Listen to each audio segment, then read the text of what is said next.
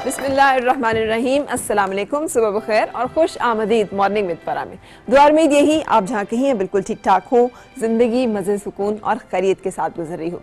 उम्मीद है और यकीन है कि आपने वीकेंड बड़ा भरपूर गुजारा होगा, इसलिए कि छुट्टियों के दिन होते ही इसलिए हैं कि हम इसमें अपनी फैमिली के साथ मिल बैठ कर कुछ वक्त गुजारें, अपने साथ वक्त गुजारें। ये अपने साथ वक्त गुजारना है ना, आजकल के मसरूफ दौर में वैसे भी ज़रा नापैद है और हर एक दौर में इंसान जो है इसके लिए कोई ना कोई जवाज़ और बहाना जो है वो तलाश करता ही चला है। बहुत मसरूफियत है, वक्त ही नहीं मिलता है, कारोबार की बड़ी मसरूफियत है, काम की बड़ी मसरूफियत है, घर की बड़ी है, काम ही नहीं ख़त्म होते, बच्चों को देखो, घर को देखो और इसी तरह से ज़िंदगी जो है वो गुजरती चली जाती है। हालांकि अपने आप के साथ वक्त गुजारना इंसान के लिए शायद बहुत ज़्यादा कीमती और बहुत ज़्यादा ज़रूरी है। ये वो वक्त है कि जिसमें वो अपने अंदर मौजूद बहुत सारी चीज़ें जो हैं उनको खोजता है, ढूंढता है और बहुत सारी जगहों पे अपने जो कनेक्शन जो लूज़ हो रहे होते हैं उन्हें दोबारा से मजबूत करता है। अच्छा, अब इसके लिए आपको याद होगा पिछले दिनों मैंने आपके साथ एक रिसर्च शेयर की थी कि माइंडफुलनेस यानी मुंतशिर मिजाजी कह लें, मुंतशिर ख्याली कह लें, या फिर इजाज़त दीजिए कि मैं उसे आवारा ख्याली कह लूँ।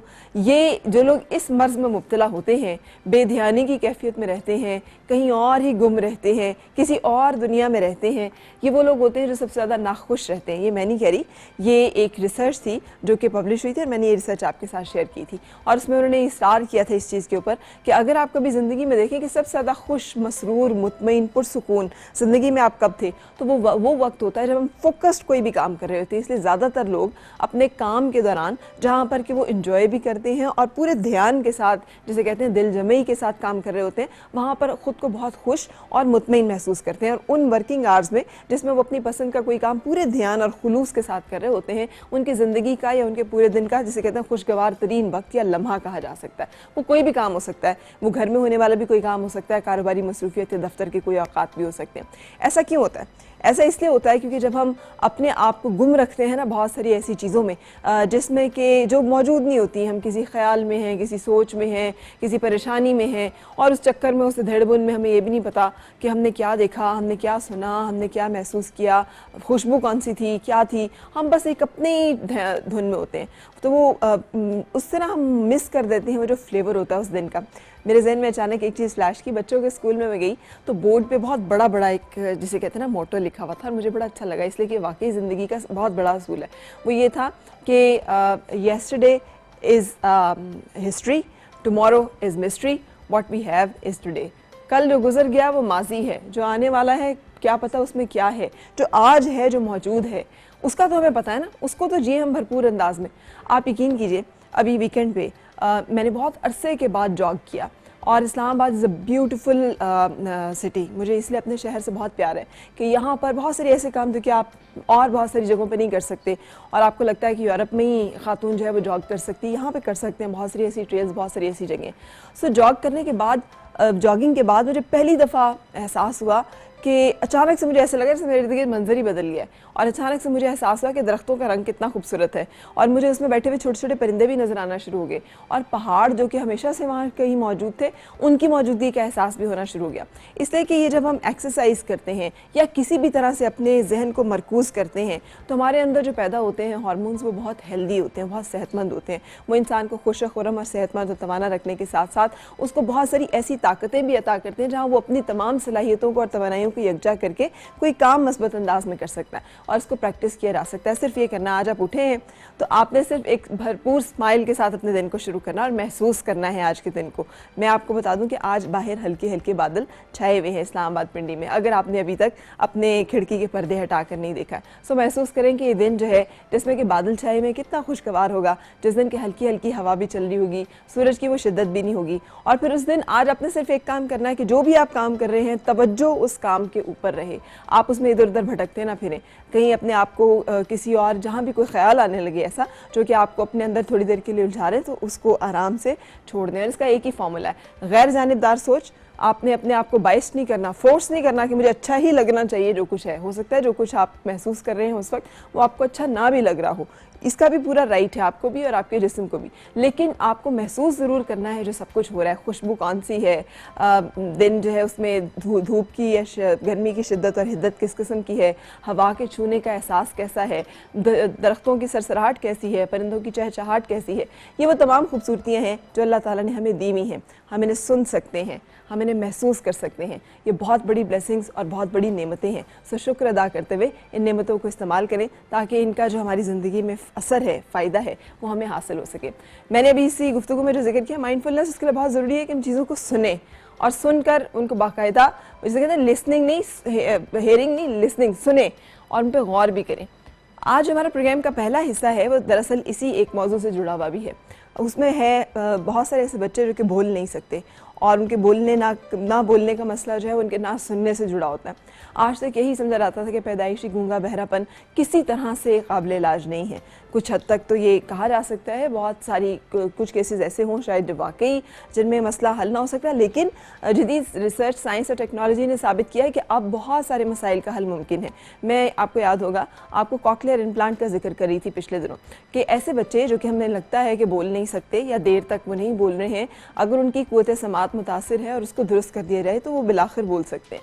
सो ये सब कुछ कैसे होता है और इसमें कौन कौन से लोग इन्वॉल्व होते हैं, आज प्रोग्राम के पहले हिस्से में हम आपसे यही सब कुछ शेयर करेंगे। ना सिर्फ ये बच्चों के लिए बल्कि उम्र के उस हिस्से में अफराद जहाँ पे कि हमें सुनना कम सुनाई देता है, मुश्किल से सुनाई देता है, और सुनने के साथ रिलेटेड जो मसले हैं जिस वजह से हमें मुख्तलिफ किस्म की आवाज़ें आती हैं कानों में वगैरह वगैरह, इन तमाम को आज हम डिस्कस करने जा रहे हैं। सो आपने हमारे साथ रहना है, इसलिए कि हेयरिंग क्लिनिक से हमारे साथ ENT and cochlear implant surgeon doctor Sarim Hashim Lodhi हैं, सारिम हशमत लोधी, और उनके साथ साथ और बहुत सारे लोग जो कि आज इस पैनल में हमसे मिलेंगे।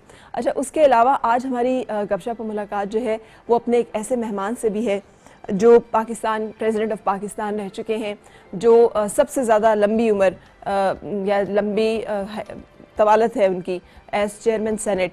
सो मेरी आज आपके इसके साथ मुलाकात होगी और हम गपशप करेंगे सेनेटर वसीम सज्जाद साहब से। उनसे गपशप और मुलाकात भी आज शो का हिस्सा है।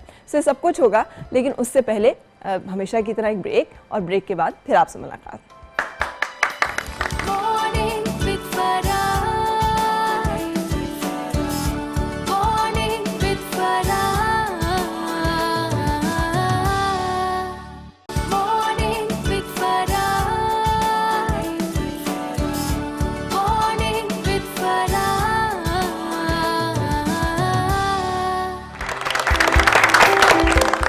खुशामदीद और सुबह बखैर जनाब। आपकी मुलाकात कराऊंगी अपने मेहमानों से, और मैंने जैसे आपको बताया कि आज हम सुनने से जो मसले जुड़े हुए हैं, जहाँ पे हमें सुनाई नहीं देता, आवाज़ें सुनाई देती हैं या फिर इस तरह की जो सारी बातें हैं वो हम शेयर करेंगे आपके साथ कि उसमें क्या वजूहात हो सकती हैं, उनका क्या तदारुक और इलाज है, क्या परहेज़ है। और जैसे मैंने आपको बताया कॉकलियर इम्प्लांट जो कि आज सबसे इम्पॉर्टेंट हमारी गुफ्तगू का हिस्सा है, यानी वो बच्चे जो सुन नहीं सकते हैं, वो फिर बोलते भी नहीं हैं, और अगर उनको हम सुनने का तोहफ़ा दे दें तो वो खुद ब खुद बोलना शुरू कर देंगे। इसके लिए कॉकलियर इम्प्लांट जो है वो सर्जरी पाकिस्तान में की जा रही है, कैसे की जा रही है, क्या होता है, ये सब कुछ आप जानेंगे। हमारे आज के पैनल जो हैं, पैनलिस्ट, उनका मैं आपसे तारुफ करवा दूं। सबसे पहले अब्दुल्ला मसूद साहब, राना अब्दुल्ला मसूद साहब, अस्सलाम वालेकुम।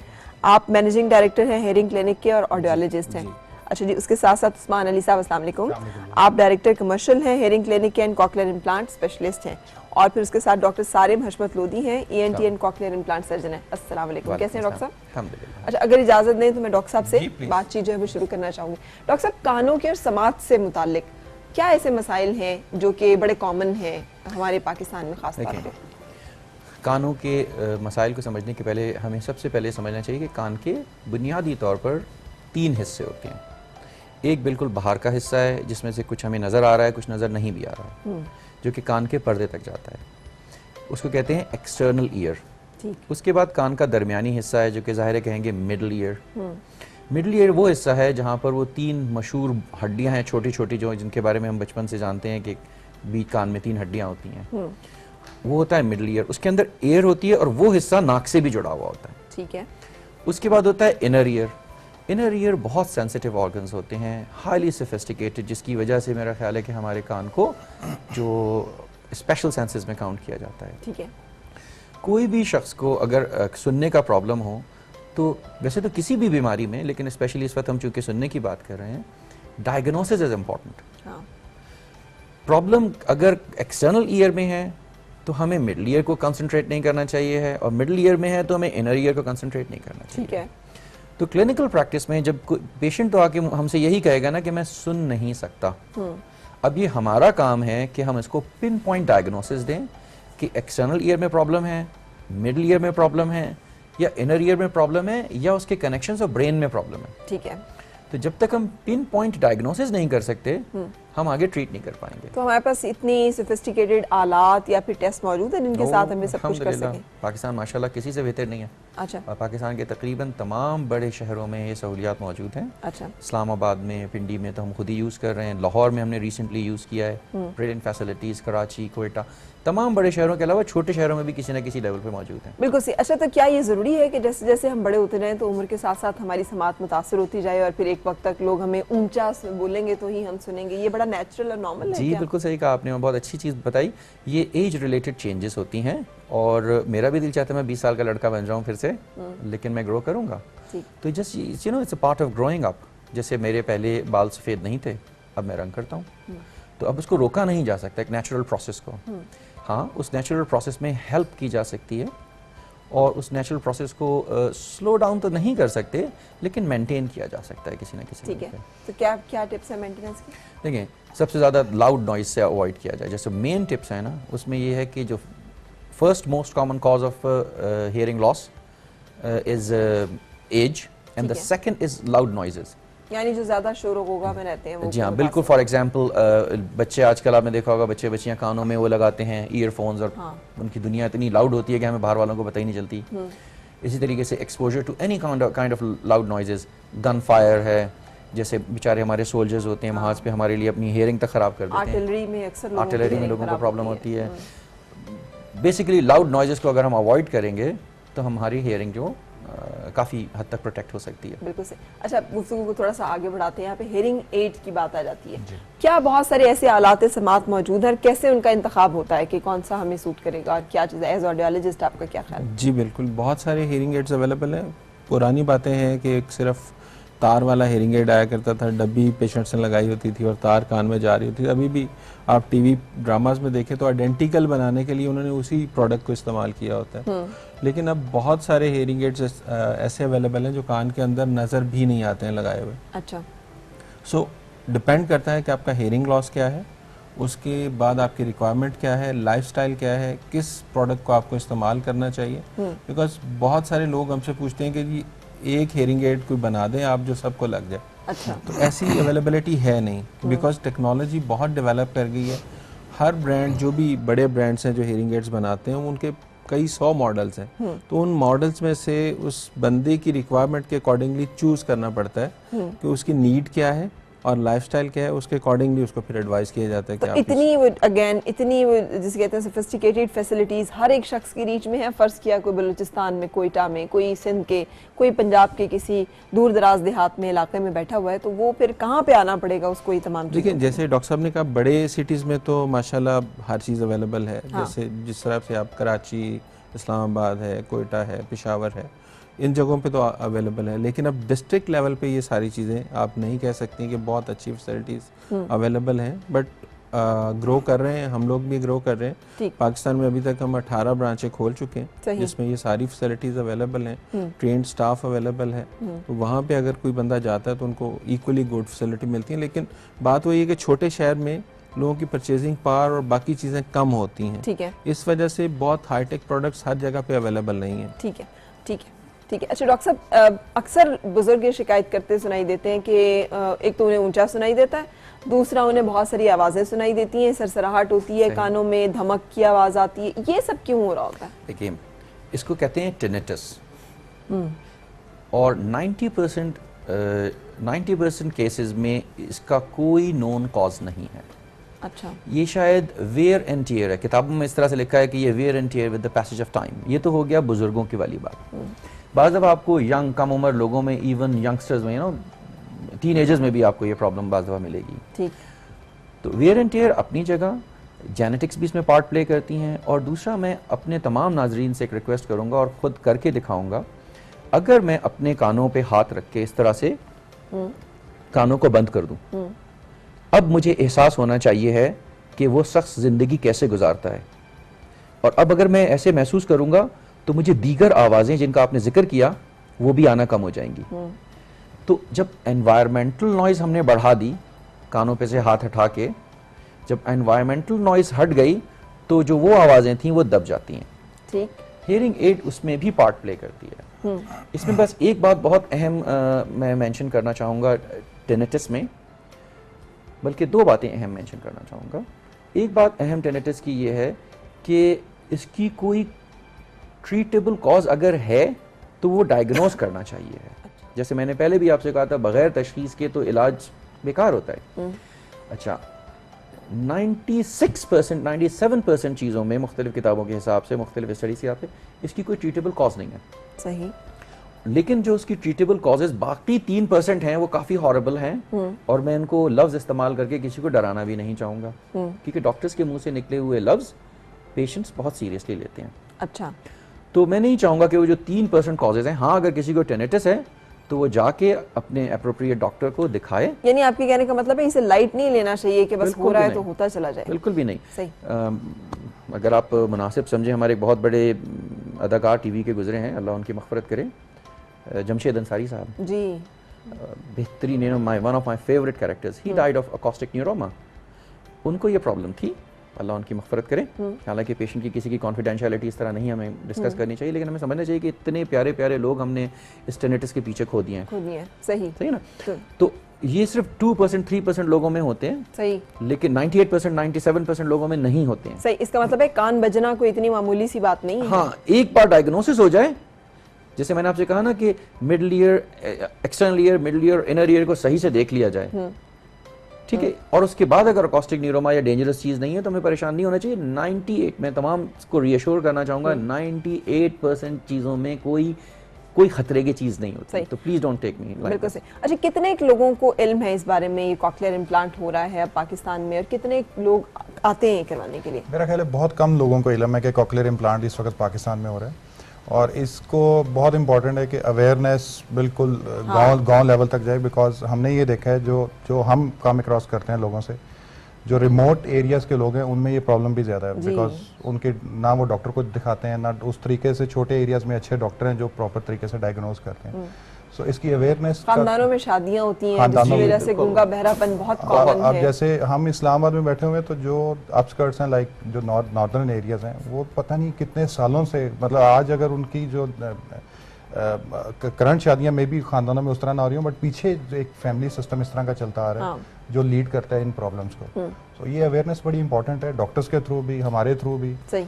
तो हमने जिस तरह बताया कि हमारे को 18 के करीब ऐसे सेटअप्स हैं अक्रॉस पाकिस्तान। सो हमारी अवेयरनेस तो बहुत अच्छे तरीके से जारी होती है, बट मेरा ख्याल है मीडिया को भी थोड़ा सा इसमें हाथ डालना है। अच्छा, हम बात करेंगे, और मैं जानना चाहूंगी डॉक्टर साहब के बच्चों के जो माइलस्टोन्स हैं, जिसमें से एक के कैसे चेक करें कि वो सुन रहा है? आप ऑडियोलॉजिस्ट हैं, आप भी इस पे हमें गाइड कीजिएगा। कैसे हमें पता चले कि बच्चा नहीं सुन सकता, किस एज से हम उसे कैसे डायग्नोज कर सकते हैं और फिर आगे कैसे उसे ट्रीट करें? उससे पहले इजाजत एक ब्रेक के लिए, क्योंकि ब्रेक का वक्त है, और ब्रेक के बाद फिर आपसे मुलाकात।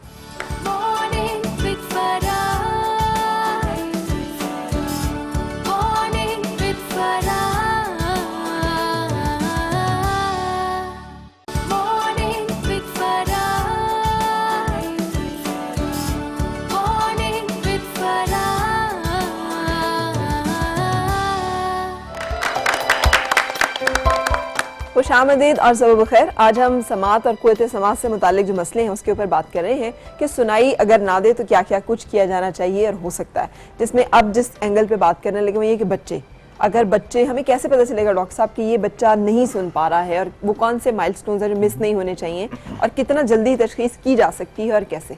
देखें, मैं इसको इस तरह से लेके चलूँगा कि एक तो इंटरनेशनल गोल्ड स्टैंडर्ड्स हैं, ठीक है, जो कि बड़े शहरों में और बड़े अस्पतालों में तो फॉलो किए जा सकते हैं, लेकिन एक वो स्टैंडर्ड्स हैं जो कि हमें गांव देहात में भी हमें हेल्प करेंगे। ठीक है। एक तो जैसे ही जो भी बच्चा पैदा होता है जिस घर में भी, एक किसी भी उस फैमिली के सीनियर इंसान को उस बच्चे को टॉप टू टो वैसे ही एग्जामिन करना चाहिए। बिल्कुल। क्योंकि अगर टॉप टू टो उस वक्त एग्जामिन कर लेंगे, कोई चीज़ उसी वक्त मिल जाएगी, तो वो करेक्ट करने में फिर आसानी हो सकती है। सही। एक तो यूँ उसमें हेयरिंग पे आ जाते हैं।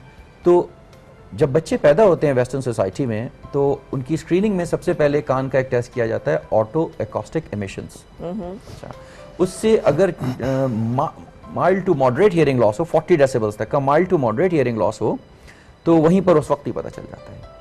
अच्छा, हमारे यहाँ जो बेस्ट तरीका हम गांव देहात में भी कर सकते हैं कि अगर बच्चे के पीछे जाके जोर से क्लैप करेंगे तो नेचुरली वो ऐसे करके ठीक है, देखेगा। अगर वो रेस्पॉन्स नहीं कर रहा है even with loud clapping and whistling and loud noises behind him, तो देयर इज समथिंग। ठीक।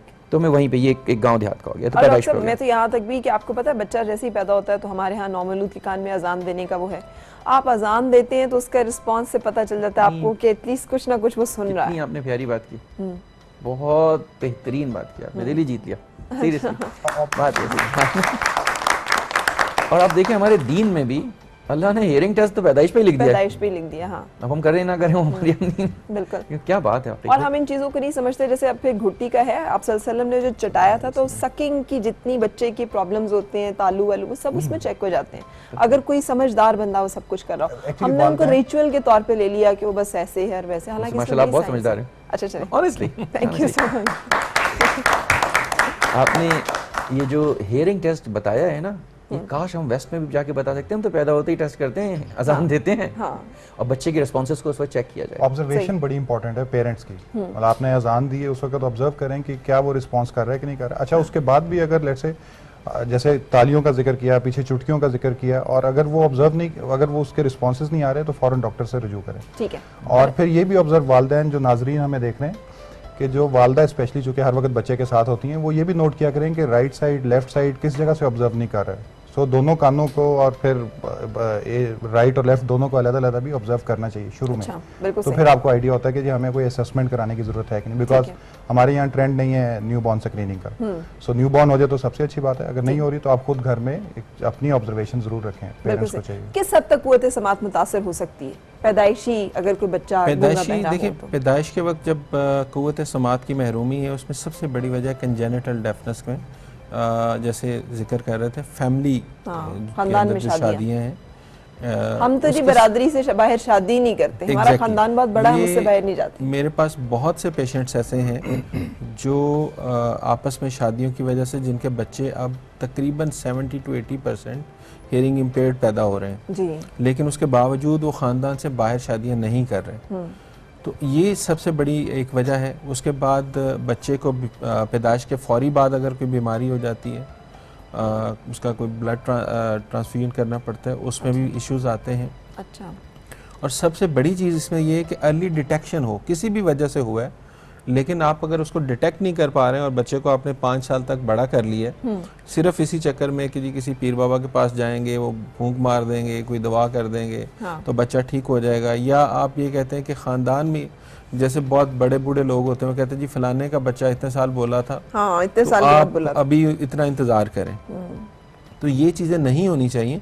जैसे ही आपने डिटेक्ट किया कि बच्चा रिस्पांस नहीं कर रहा साउंड्स के ऊपर, जैसे डॉक्टर साहब ने कहा, उस्मान साहब ने कहा कि रिस्पांस नहीं है आवाज़ के ऊपर, क्लैप के ऊपर, तो आप फौरी तौर पे उसको डायग्नोज करवाने के लिए उसके टेस्ट करवाएं। ठीक है, क्या टेस्ट कराने ज़रूरी है डॉक्टर साहब? देखिए, जैसे मैंने कहा था, to start with oto acoustic emissions है।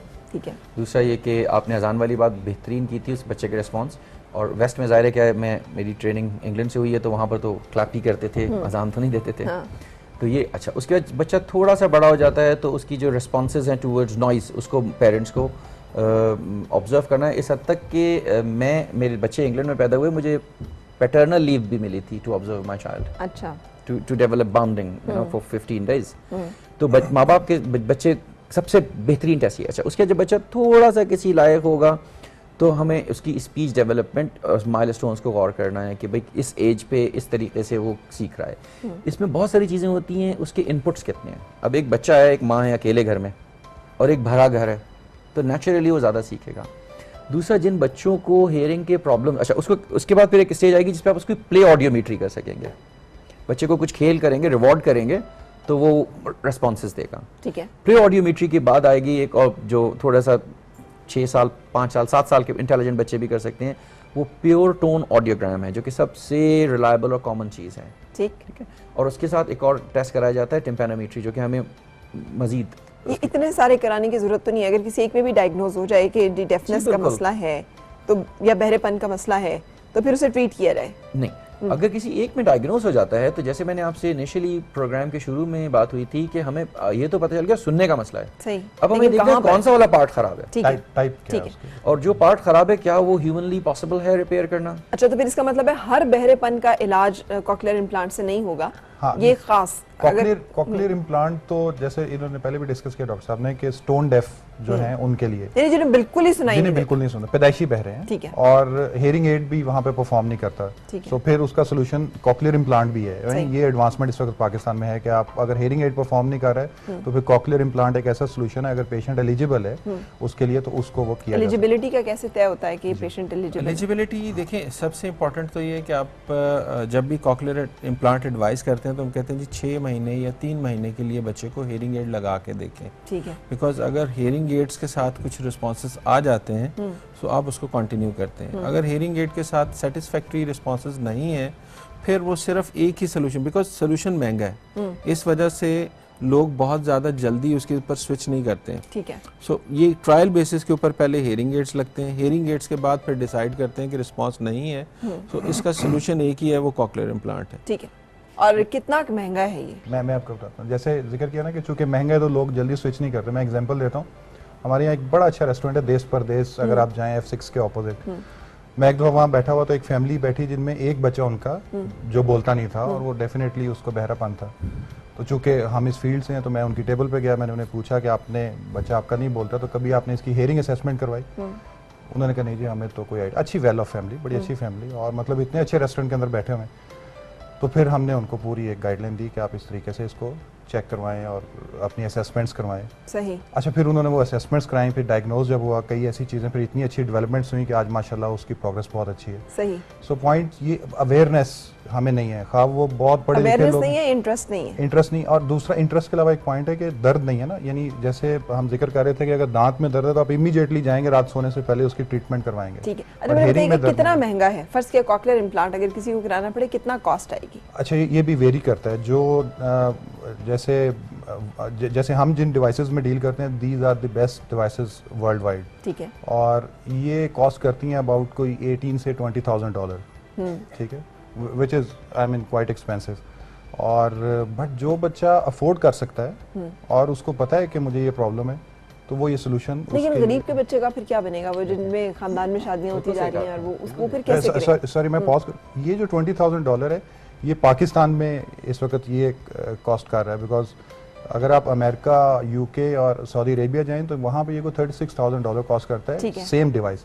पाकिस्तान में कंपनीज भी हमें कुछ सब्सिडाइज यहाँ पे ऑफर कर रही है, उसकी वजह से वो पेशेंट को जो बेनिफिट है वो पास ऑन किया जा रहा है। बिल्कुल। तो अदरवाइज ये ज्यादा एक्सपेंसिव है। ठीक है। बट आप देखें लाइफ से ऊपर नहीं है, यानी बिल्कुल आप सही। इसमें मैं दो बातें कहूँगा। देखें, ज़िंदगी की तरजीहात, नंबर 1, शादी का जोड़ा एक लड़की का आता है 2-2.5 लाख रुपए का, हाँ, कम से कम, और वलीमे का जोड़ा भी तो 5 लाख के तो वो जोड़े खरीद लेगी। और उसकी शादी के ऊपर माँ बाप जितना खर्च करेंगे अपनी हैसियत से बढ़ के, उधार लेके, जी, कर्जा लेके, लड़का भी कुछ ना कुछ खर्च करेगा। मिला जुला के आजकल की गिरी मरी शादी 15 से 20 लाख में होती है। अच्छा, वही लड़की प्रेग्नेंट होकर हॉस्पिटल आती है तो हॉस्पिटल वालों से डिस्काउंट मांगने खड़े हो जाते हैं। जी। हमारी तरजीहात बहुत फ़र्क है।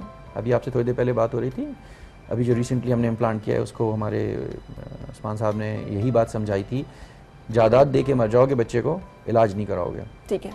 तो हम अपनी तरजीहात को, it's very expensive, it's very expensive. कोई 17 लाख का तो इम्प्लांट है जो कि कैलिफोर्निया से इम्पोर्ट किया जाता है, ठीक है।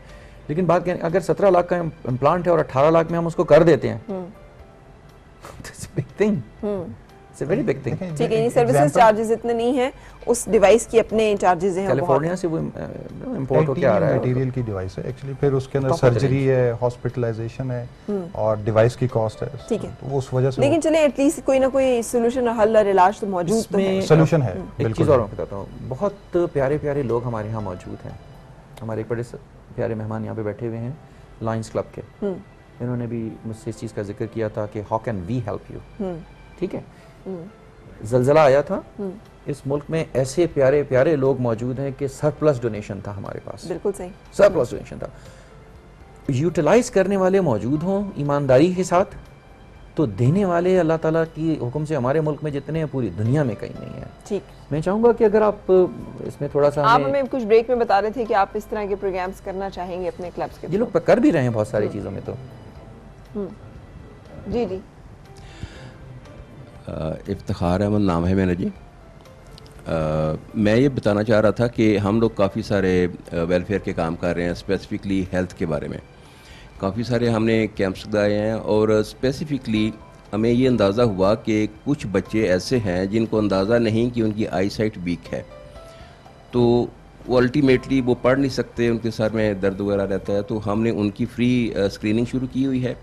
इसी तरह हम ये चाह रहे हैं कि जो कानों के सिलसिले में सुनने में प्रॉब्लम है, बच्चों को अवेयरनेस नहीं है, ना उनके पेरेंट्स को अवेयरनेस है, ना उन बच्चों को पता है कि वो उनको प्रॉब्लम आ रहा है सुनने में, तो हम ये चाह रहे हैं कि एक इस तरह की आपके साथ मिलकर एक स्क्रीनिंग शुरू की जाए तमाम बच्चों की स्कूलों में, तो छोटे लेवल से शुरू किया जाए अरेंज किए जा सकते हैं और हम वो अरेंज कर सकते हैं, तो हम अरेंजमेंट फैसिलिटीज़ हम कर सकते हैं, आपकी हमें कोऑपरेशन चाहिए।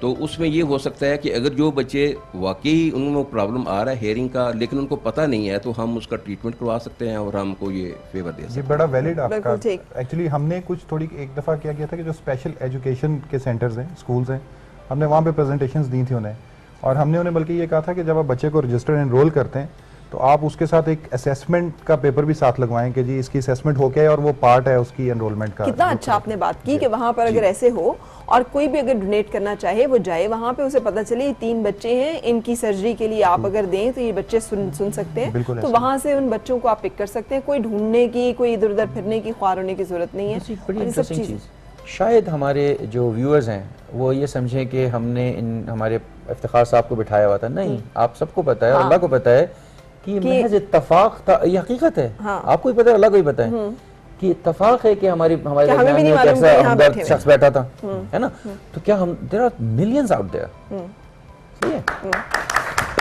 अच्छा, लेकिन डॉक्टर साहब एक थोड़ा सा शिकवा डॉक्टरों से भी होता है कि जब डॉक्टर के पास आते हैं सही तरह से डायग्नोज नहीं करते, मेडिकल स्पेशलिस्ट जो है वो भी जाके ओ माँ जी बच्चे नु नहीं सुनाई नहीं देंदा, बस इनू कर ले जो, और कोई नहीं गाइड करते कि आप आगे ये इस तरफ जाएं, उधर जाएं, ये इलाज करवाएं। हमारे यहाँ ये आपने बहुत कहते हैं ना दुखती रग पे हाथ रख दिया। शायद वो हमारे साथ एक साहब थे, कामरान साहब, जिनसे मैं बैठा हुआ बात कर रहा था, कामरान साहब से मैं कह रहा था कि मुझे डॉक्टर बने हुए कोई 22 साल हो गए, ठीक है, इंसान बने हुए तो 50 साल हो गए ना, आई एम 50 ईयर्स ओल्ड, तो मेरे अंदर इंसानियत ज़्यादा होनी चाहिए।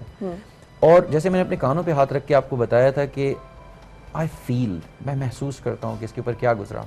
अंधे को महसूस करना है तो आज ऐसा करते हैं कि सड़क आंख बंद करके क्रॉस करके देख लेते हैं, वो पूरी जिंदगी ऐसे गुजारता है। और एहसास की कमी, मैं कहता हूँ कि जब हमें डॉक्टर बनाया जाए ना, तो एक एग्जाम जो है ना ह्यूमैनिटी का भी होना चाहिए, इंसानियत का। हाँ जी। और जो इंसानियत का इम्तिहान पास ना करे उसके हाथ में डिग्री भी नहीं देनी चाहिए। सही वैसे मेडिकल एथिक्स का एग्जाम तो पास करते हैं आप, और अब तो प्रेसिडेंशियल ऑर्डर्स के साथ पीएमडीसी जो है वो हमें डिसॉल्व करनी पड़ गई, इसलिए कि उसमें इतने सारे घपले और इतनी सारी चीजें जो है हमें सुनने में आ बात रही हैं। दरअसल देखिए बड़ी सिंपल सी ये है कि मैं अभी आपसे शायद जिक्र भी कर रहा था कि मैं अपनी बेटी को अगर नाखून काट रहा हूँ हाँ, और उसकी छोटा सा एक नाखून के साथ गोश्त कट जाए तो मुझे तकलीफ होती है, ठीक है। और दूसरे का एहसास भी नहीं। यानी बच्चे को या बड़े को कान में सुनने का मसला है तो ईएनटी स्पेशलिस्ट के पास जाना जरूरी है, जो कि जाना उसको प्रॉपर्ली एग्जामिन करके बता बिल्कुल। सके कि उसका मसला जो है वो क्या है। बल्कि ना सिर्फ वहाँ जाना जरूरी है बल्कि ईएनटी स्पेशलिस्ट को भी चाहिए कि एविडेंस ले, ठीक है। Evidence यानी कि लॉस है किस इंटेंसिटी के ऊपर है और किस टाइप का लॉस है। ठीक है। यानी हमारी लाइफ में डिफरेंट फ्रीक्वेंसी, यानी मेरी आवाज़ डिफरेंट है, आपकी आवाज़ डिफरेंट है, सारिम साहब की डिफरेंट है, तो हाई लो मिडिल फ्रीक्वेंसीज बहुत सारे लोग हमारे पास आते हैं नहीं हम तो बिल्कुल ठीक है कुछ भी नहीं है, बट जब हम एविडेंस निकालते हैं, टेस्ट करते हैं, पता चलता है कि हाई फ्रीक्वेंसी यानी बारीक आवाज़ों का लॉस है। ठीक। तो उन्हें चूंकि सारा डे टू डे इनकाउंटर वो करते हैं, यानी मेल से ज़्यादा इनकाउंटर करता है, तो उन्हें फील ही नहीं होता कि प्रॉब्लम, सही। घर जाते हैं बीवी की आवाज़ नहीं आती है, बेटी की नहीं आती है, बच्चों की नहीं, तो वहाँ पे प्रॉब्लम शुरू हो जाती है। ठीक। सो इसलिए एविडेंस आना बड़ा इंपॉर्टेंट है कि आपको एग्जैक्टली क्या प्रॉब्लम, फिर उसके बाद डेफिनेटली सोल्यूशन क्या चाहिए। बिल्कुल सही। उस्मा जी अस्सलाम वालेकुम, क्या हाल है आपका? जी कैसी हैं?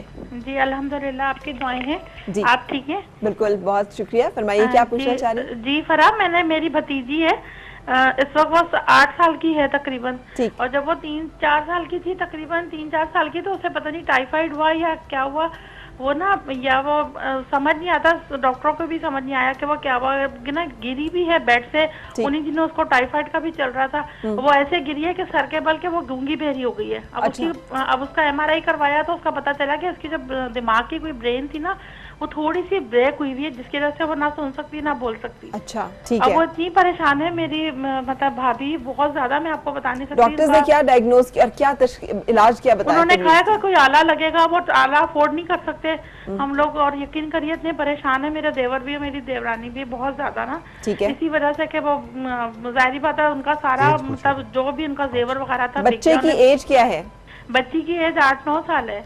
8-9 साल, ठीक है। साथ रही इससे एक चीज तो हमें पता चली कि बहुत जरूरी है कि बच्चों के सर पे चोट लगना जो है ग्रोइंग एज में, क्या वाकई ये भी इतना खतरनाक हो सकता है? सर पे एक तरफ चोट लग के एक कान तो खराब हो सकता है, पर आइडेंटिकल चोट दो तरफ लगना जरा सा मुश्किल है। तो इस चीज़ को ब्लेम कर देना कि सर पे चोट लगी, तो हमारी बहन अगर इस वक्त सुन रही हैं तो मैं उनसे रिक्वेस्ट ये करूँगा कि देखें, एक तरफ चोट लगने से हम समझ सकते हैं कि कोई प्रॉब्लम हुई है, आइडेंटिकल चोट दूसरी तरफ अल्लाह ने हमें कमोबेश बायलैटरली सिमेट्रिकल बना दिया है, दोनों तरफ एक जैसा बना दिया है। ठीक है। तो रूट कॉज पकड़ना, डायग्नोसिस करना, कहते हैं ना पेन की टिप को रख के बताना कि ये पार्ट खराब है, फिर पॉसिबल है नहीं है ये बात और है, लेकिन कम से कम कोई ना कोई बताया जा सकता है इनको। अगर हमारे पास कुछ ऐसे डोनेशंस इकट्ठे होते हैं तो हम इनसे रब्ता करके आपकी तरफ रेफर करेंगे ताकि इस बच्चे को आप फिर अगर कुछ ट्रीट कर सकें, कुछ उसमें आप सपोर्ट कर सकें। उससे भी पहले इम्पोर्टेंट है कि अगर ये सुन रहे हैं कि चूंकि 8-9 साल की एज है, तो ये प्योर टोन ऑडियोग्राम एक टेस्ट होता है जो इन्होंने जिक्र किया डॉक्टर साहब ने पहले, वो एक दफ़ा करवा लें, सस्ता टेस्ट है, कोई बहुत एक्सपेंसिव नहीं है। वो टेस्ट करवाएं तो आपको आइडिया हो जाएगा कि क्या हेयरिंग एड सोल्यूशन बच्चे को दे सकते हैं, ठीक है, या विदाउट हेयरिंग एड भी ठीक हो सकता है, बिकॉज कई ऐसी चीजें हैं जो कि मेडिकली क्योरेबल ये है। प्योर टोन जो टेस्ट है कहाँ पे होगा? ये जैसे हमारे तो हर सेंटर में हो रहा है, ठीक है, यानी किसी भी हेयरिंग सेंटर पे। जी, तो हेयरिंग क्लिनिक आप जाएं और वहां से वो टेस्ट करवाएं, उसकी असेसमेंट के बाद आप डिसाइड करें कि क्या ये मेडिकली क्योरेबल है, बिकॉज वो ऑडियोलॉजिस्ट जो बैठे हैं वो वहाँ पे आपको गाइड कर देंगे। ऑडियोलॉजिस्ट का भी तो नहीं पता होता ना बहुत सारे लोगों को। जी बिल्कुल, उन्हें एक ही डॉक्टर का पता होता है जो ENT स्पेशलिस्ट होता है। असल में हमारे यहाँ अभी ऑडियोलॉजी डेवलपमेंट नहीं हुई पाकिस्तान में बहुत ज़्यादा, इस वजह से बाहर अगर आप यूरोप अमेरिका में जाते हैं तो वहाँ पे तो पूरे कंप्लीट ऑडियोलॉजी सेटअप्स हैं जिसमें काम ही सिर्फ हेयरिंग के लिए हो रहा है। हमारे यहाँ चूँकि एसोसिएटेड कर दिया गया ENT के साथ, और ऑडियोलॉजी अगर है तो वो ENT के अंडर है, इंडिपेंडेंट नहीं है। सो इसमें अभी तक पाकिस्तान में और ऑडियोलॉजी को फ्लरिश करने के लिए टाइम लगेगा। अब कुछ मेडिकल कॉलेजेस में कोर्सेज हो रहे हैं, BSc ऑडियोलॉजी हो रही है, तो इंशाल्लाह वक्त के साथ साथ डेवलप करेगा, जैसे पाकिस्तान में बाकी सारे शोबे आहिस्ता आहिस्ता डेवलप करें तो ऑडियोलॉजी भी इसी तरीके से। बहुत शुक्रिया तशरीफ लाने के। जी डॉक्टर साहब, एक बहुत ज़रूरी बात, अगर ये हमारी बहन सुन रही हैं तो मैं इनसे रिक्वेस्ट ये करूँगा, मेरा नाम सारिम है, शिफा इंटरनेशनल हॉस्पिटल में होता हूँ, मेरे पास आ जाएं, मैं बगैर पैसे के इनको आराम से सुकून से देख लूंगा, खुदा के वास्ते ताली भी मत बजाइएगा इसके लिए। बहुत शुक्रिया, थैंक यू सो मच, ये तो बड़ी बात। लेकिन अगर ये ना आए और बहुत सारे और लोग आ जाएं, अल्लाह बहुत बड़ा है, कभी कमी नहीं आती। कुछ इमेजेस हमने कुछ दिए थे, अगर आप दिखाना चाहें तो। जी, ताली में दिखाएं, कुछ हेयरिंग एड्स जो कुछ हेयरिंग एड और पिक्चर्स इन्होंने दी थी, हाउ इट वर्क्स एक्चुअली। सो एक छोटी सी किस तरह से वो क्या चीजें हैं जो कि जिस तरह से काम करती हैं। हम एक ब्रेक ले लेते हैं और ब्रेक के बाद फिर आपको दिखाएंगे कि क्या हेयरिंग एड्स होती हैं और कैसे काम करती हैं।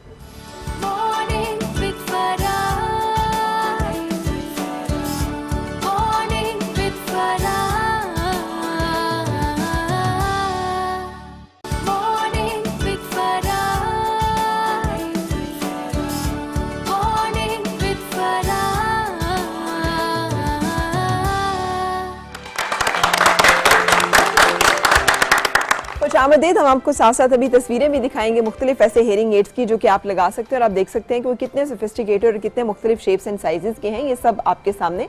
और जो आज हमने बातचीत की उसके मुताबिक वो थे समात में अगर कोई भी कमी है या उसका एहसास बचपन से हो सकता है, बल्कि नौमौलूद बच्चे के कान में अजान देने से उसके तासुरात से अंदाज़ा लगाएं कि वो बच्चा सुन सक रहा है या नहीं। फिर इसी तरह से मुख्तलिफ जगह पे, और जैसे ही अंदाज़ा हो कि बच्चा सुन नहीं सकता तो ऐसी मुख्तलिफ डिवाइसेस जो कि बहुत सोफिस्टिकेटेड है, पता भी नहीं चलता, ये अब हेयरिंग एड पे अवेलेबल है, बहुत सारी और ऐसी जगहों पे अवेलेबल हैं जहाँ पर इस तरह की चीज़ें जो है बनाई जाती हैं।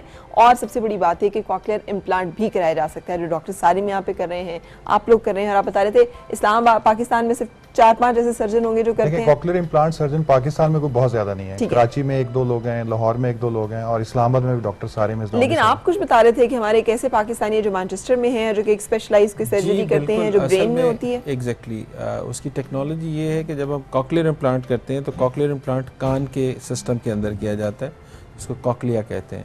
उसके बाद कुछ हेयरिंग नर्व्स होती हैं जो आपके ब्रेन को साउंड ट्रांसफ़र करती हैं, और जिन लोगों में अनफॉर्चुनेटली ये ब्रेन की Nerve का नर्व damage अवेलेबल होता है। नहीं है या डैमेज हो जाती है तो फिर कॉकलियर इम्प्लांट भी काम नहीं करता। उसके लिए ABI auditory brain stem implant जो कि दिमाग के अंदर किया जाता है, उसका इलेक्ट्रोड दिमाग के अंदर डाले जाते हैं। उसमें सिर्फ इस वक्त 3 से 4 सर्जन हैं वर्ल्ड वाइड पूरी दुनिया में। जो काम कर रहे हैं। उसमें एक हमारे पाकिस्तानी सर्जन है जिनका नाम शकील सईद है, ठीक है। लंदन बेस्ड हैं और इस वक्त दुनिया में एक बहुत बड़ा चले नाम जब है वो ये। आए पाकिस्तान जब कभी भी और आप लोगों से रब्ता होता है, I would definitely like to have him. He is part of our team. He is part of our team. I would recommend कि आप ये जो इस तरह की अवेयरनेस प्रोग्राम, बिकॉज नाजरीन को जो हमें देखने वाले उन्हें तो शायद इतना आइडिया नहीं है ना कि किस तरह असेसमेंट होनी है, किस तरह बच्चे को ऑब्जर्व करना है। तो क्वार्टरली मेरा ख्याल एक आधा प्रोग्राम शायद आपको भी रखना चाहिए, सो दैट लोगों को बिल्कुल इस बारे में एंड तक हर अंदाजा बंदे को पता हो कि क्या बहुत करना है। शुक्रिया, थैंक यू सो मच। आप आए, तशरीफ लाए और हम ये मालूमात कुछ हद तक अपने नाज़रीन तक पहुंचा सके, उसके लिए बहुत शुक्रिया। अब Thank रुक रहे हैं ब्रेक के लिए। ब्रेक के बाद होगी आपसे मुलाकात। सेनेटर वसीम सज्जाद साहब जो हैं वो हमारे साथ होंगे, उनसे गपशप और मुलाकात आज शो का हिस्सा है। Morning with Farah. Morning with Farah. Morning with Farah. Morning with Farah.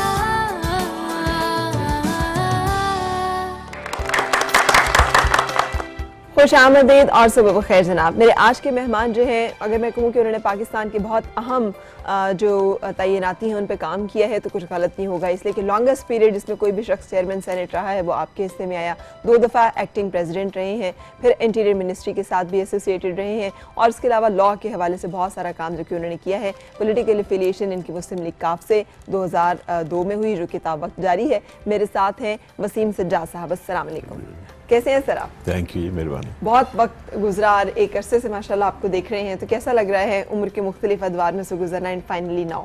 मुझे अब ज़्यादा तवज्जो आजकल वकालत की तरफ है, लेकिन आपने सही कहा कि मुख्तलिफ अदवार से गुजरा हूँ और सियासत से भी तल्लुक़ गहरा रहा है, पार्लियामेंट से बहुत ज़्यादा गहरा तल्लुक़ रहा है। तो ये सारे बड़े दिलचस्प अदवार गुजरे हैं और अब वकालत में काफ़ी उसमें। मसरूफ़ हुई। सो हम कह सकते हैं कि सॉर्ट ऑफ रिटायर्ड लाइफ गुजर रही है या अभी भी एक्टिव है? नहीं, रिटायर्ड तो नहीं कहूँगा जी, क्योंकि वकालत में काफ़ी मैं मसरूफ़ हूँ और जब तक अल्लाह ने सेहत ज़िंदगी दी तो मेरा ख्याल है कुछ ना कुछ तो इंसान को करते रहना चाहिए था। बिल्कुल बिल्कुल, इंशाल्लाह। अच्छा, आपने माइग्रेट किया है इंडिया से पाकिस्तान, और मेरा ख्याल है उस वक्त आपको शऊर तो होगा पाकिस्तान बनता देखा। माइग्रेट तो नहीं कहूँगा जी, मेरे वालिद एबटाबाद में प्रैक्टिस करते थे, जस्टिस सज्जाद अहमद जान। तो मेरी पैदाइश जलंधर की है, लेकिन हमने माइग्रेट नहीं किया। अच्छा, पैदाइश हुई वहाँ पे, लेकिन मेरा बचपन जो है वो एबटाबाद में गुजरा। ठीक। स्कूल भी एबटाबाद में, सही। बर्न हॉल एबटाबाद में, और उसके बाद फिर जब कॉलेज का ज़माना आया तो मेरे वालिद भी जज बन गए थे, वो भी लाहौर आ गए, तो मैं भी लाहौर गवर्नमेंट कॉलेज में मेरा दाखिला हो गया, तो बीए मैंने वहाँ से किया। सो मैं महाजिर हम नहीं है, सही। वो पैदाइश वहाँ हुई थी। जालंधर की। जी। अच्छा, लेकिन तालीम के साथ इतनी एसोसिएशन के आपने मतलब लॉ किया पंजाब यूनिवर्सिटी से, फिर उसके बाद बाहर आप गए और LLM जो है आपने वहाँ से किया, ये सब कैसे? क्योंकि कोई इतना, जिस ज़माने की बात हो रही है उस वक्त कोई इतना चंद ही लोग थे जिनमें पढ़ने का इतना शऊर या क्रेज़ था। जी, मैंने बीए गवर्नमेंट कॉलेज से किया था जी, उसके बाद LLB किया पंजाब यूनिवर्सिटी से, MA भी किया पॉलिटिकल साइंस में। उसके बाद मुझे स्कॉलरशिप मिल गई जी ऑक्सफोर्ड यूनिवर्सिटी में, रोड स्कॉलरशिप उसको कहते हैं। तो उस सिलसिले में मैं ऑक्सफोर्ड चला गया, वहाँ भी तालीम कानून के शोबे में हासिल की, बार एट लॉ जिसको कहते हैं वो भी किया, और फिर उसके बाद मैं वापस पाकिस्तान आ गया था। तो तकरीबन 1967-68 के शुरू में वकालत शुरू की लाहौर में, तो तालीम के सिलसिले में लोग बाहर जाते थे, वो कम जाते थे, लेकिन जाते ज़रूर थे जी। और बहुत से पाकिस्तान से तल्लुक़ रखने वाले जो स्टूडेंट्स थे, इंग्लिस्तान की मुख्तलिफ़ यूनिवर्सिटीज़ में, अमेरिका की मुख्तलिफ़ यूनिवर्सिटीज़ में जाया करते थे। और जब मैं वहाँ था तो उस ज़माने में भी बहुत से पाकिस्तानी वहाँ पे थे, मुख्तलिफ़ यूनिवर्सिटीज़ में थे वो। ठीक, तो पॉलिटिकली कैसे आप मोटिवेट हुए और एक्टिव हुए और इस तरफ पॉलिटिक्स? मैं यूँ कहूँगा जी कि एक शौक़ ज़रूर था स्टूडेंट, जब मैं था पंजाब यूनिवर्सिटी में, और मैंने वहाँ भी इलेक्शन लड़े थे पंजाब यूनिवर्सिटी के, तो शौक़ ज़रूर होता है, लेकिन जी कोई मौका नहीं था, यानी क्योंकि पाकिस्तान की सियासत में शायद ये ज़रूरी है कि कोई इलाका हो, कोई लैंडलॉर्ड हो, उस किस्म उस वक्त की सियासत ऐसी थी। तो हमारा जो ख़ानदान था उसमें कोई ज़मीन या लैंडलॉर्ड किस्म के लोग नहीं थे, हम लोग ज़्यादा प्रोफेशनल थे। मेरे वालिद भी वकील थे, हमारे ख़ानदान में डॉक्टर्स भी थे, इंजीनियर्स भी थे, कुछ लोग यानी मुख्तलिफ प्रोफेशन में थे। सही। तो 85 में जब इलेक्शन आया तो वो नॉन पार्टी इलेक्शन था, तो मैंने सोचा कि भी चलें कोशिश करते हैं इसमें हिस्सा लेके। तो ये नॉन पार्टी इलेक्शन था जो, तो 85 में मैंने हिस्सा लिया, और अल्लाह की,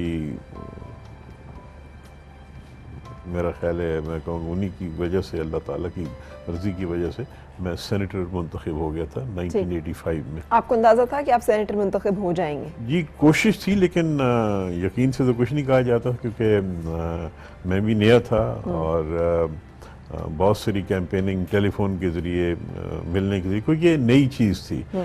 सेनेट के बारे में लोगों को ज़्यादा इल्म भी नहीं था कि ये क्या होती है। सेनेट पाकिस्तान में बनी पहली दफ़ा 1973 के आइन के तहत थी, तो सिर्फ 4 साल के बाद वो मुअत्तल हो गई थी, मार्शल लॉ लग गया था।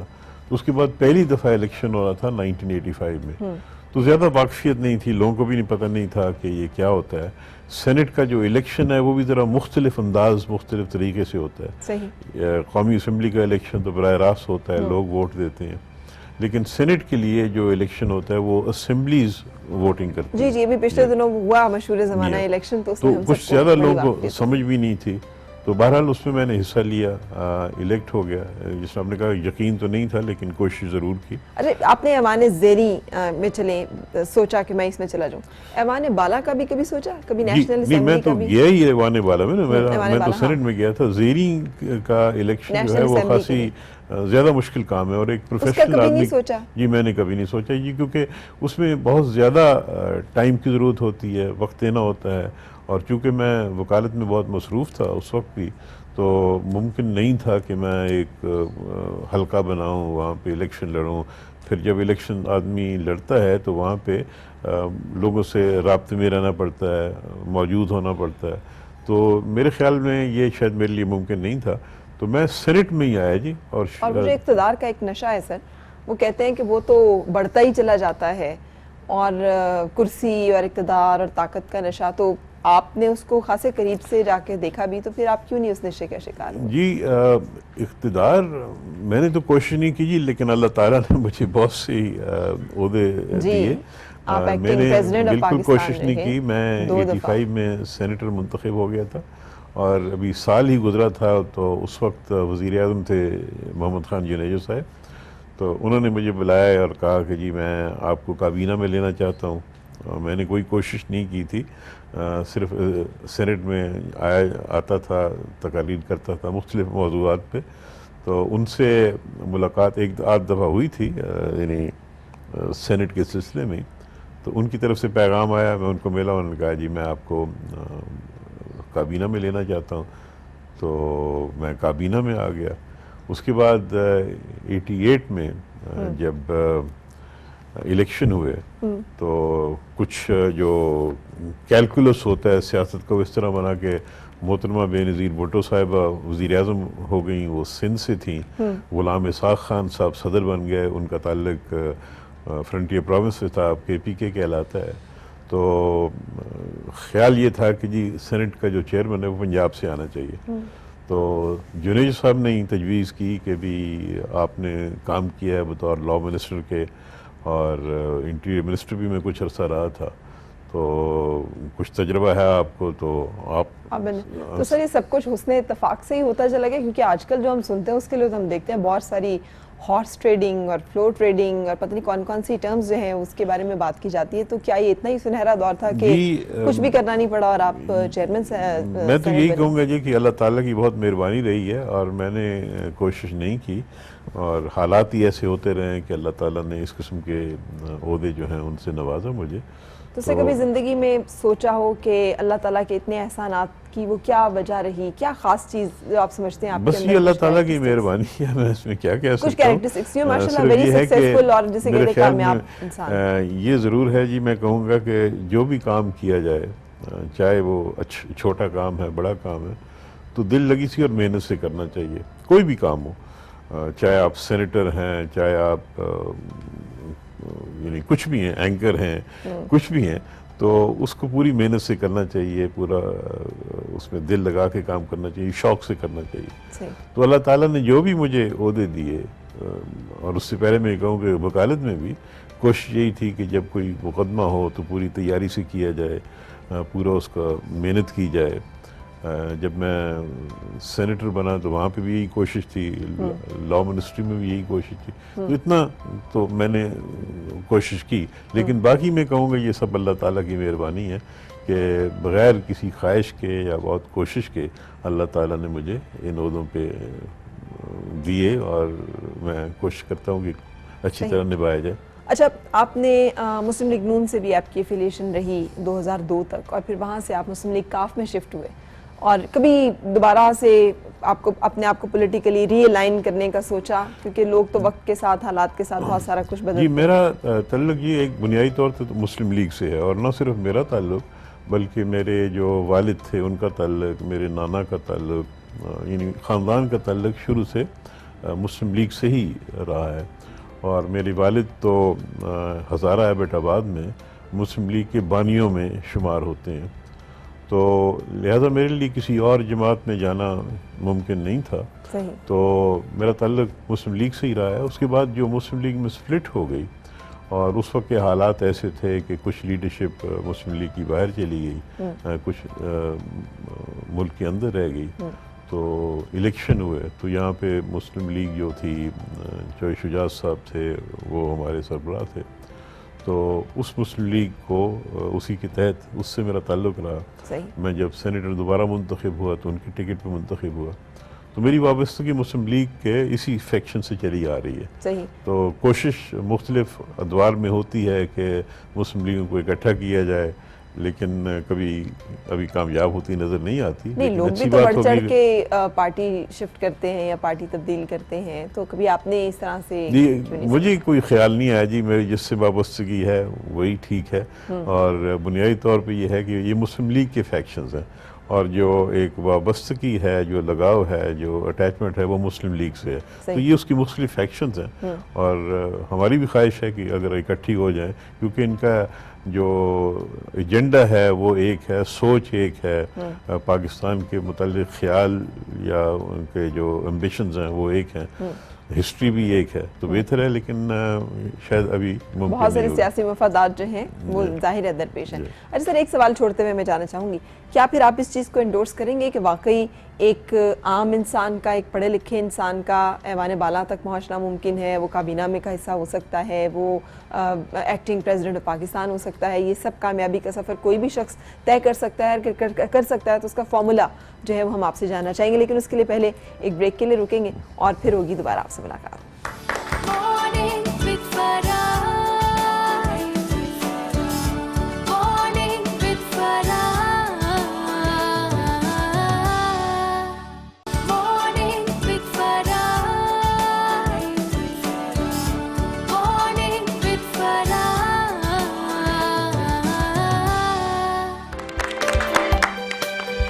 खुश आमदीद और सुबह बखैर जनाब। आज हम वसीम सज्जाद साहब से मिल रहे हैं जो कि 2 दफ़ा एक्टिंग प्रेसिडेंट रह चुके हैं पाकिस्तान के सबसे लंबे अरसे के लिए चेयरमैन सेनेट रह चुके हैं। उसके साथ साथ इंटीरियर मिनिस्टर रह चुके हैं, मिनिस्टर ऑफ लॉ जस्टिस रह चुके हैं और एक बहुत कामयाब वकील तो है ही। आज उनसे गपशप और मुलाकात आप देख रहे हैं। और सर, मैंने जाते हुए सवाल किया था ब्रेक पे जाने से पहले कि क्या हम समझें आपकी कामयाबी को कि ये एक आम आदमी की कामयाबी है, जिसे हम कहते हैं मिडिल क्लास पाकिस्तानी की कामयाबी है कि वो ऐवान बाला तक पहुंच सकता है, एक्टिंग प्रेसिडेंट ऑफ पाकिस्तान बन सकता है, minister of law and justice बन सकता है, मिनिस्टर ऑफ इंटीरियर बन सकता है।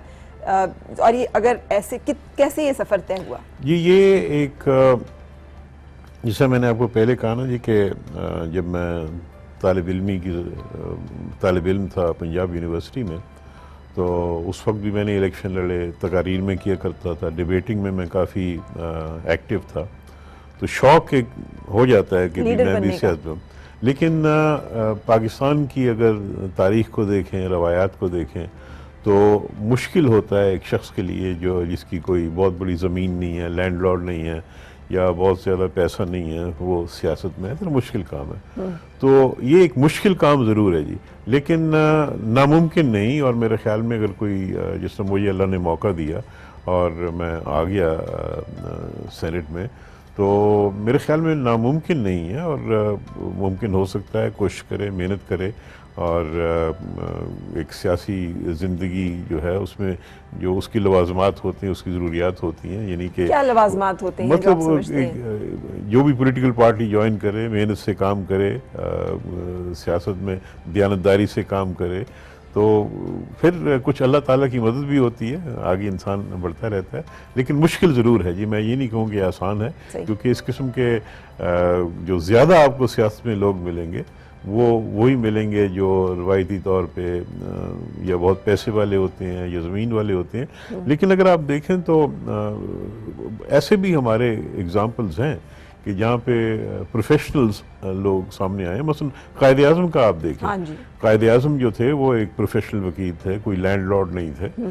उनकी जो बैकग्राउंड थी कारोबारी, उनके ख़ानदान में कारोबार से ताल्लुक़ था, लेकिन वो सियासत में आए और बड़े कामयाब सियासतदान रहे। एक मुल्क उन्होंने बनाया और आज तक उनको आप देखते हैं कि उनको एक फादर ऑफ द नेशन के तौर पे उनको जाना और पहचाना जाता है। सही। तो ये जो टेक्नोक्रेट्स का एक हमेशा तस्करा किया जाता है, उमन हमारे यहाँ जो टेक्नोक्रेट्स आए हैं और उन्होंने मुल्क में अहम मनसब संभाले हैं, वो उमन वो थे जो बाहर से पढ़ कर आए, फिर उनके साथ मुख्तलिफ टैग्स अटैच हुए कि शायद वो किसी ख़ास एजेंडा पे, किसी ख़ास मंसूबे के तहत इस मुल्क में प्लांट किए गए या आए गए। आप समझते हैं कि टेक्नोक्रेट्स जो है वो पाकिस्तान में इस तरह से अपना रोल प्ले कर सकते हैं? टेक्नोक्रेट का जो तस्वर है जी, वो जब हमारा आइन बना था और उसके बाद ये मार्शल लॉ भी लगा जनरल ज़िया-उल हक साहब का, उस दौरान आइन में तरमीम हुई थी और सेनेट में टेक्नोक्रेट्स के लिए गुंजाइश थी कि भी इतने टेक्नोक्रेट्स आ सकते हैं। टेक्नोक्रेट्स क्या होते हैं? यानी टेक्नोक्रेट्स वो होते हैं जो किसी फील्ड में एक्सपर्ट हों, टेक्निकल, यानी वो टेक्निकल एक्सपर्ट्स हों।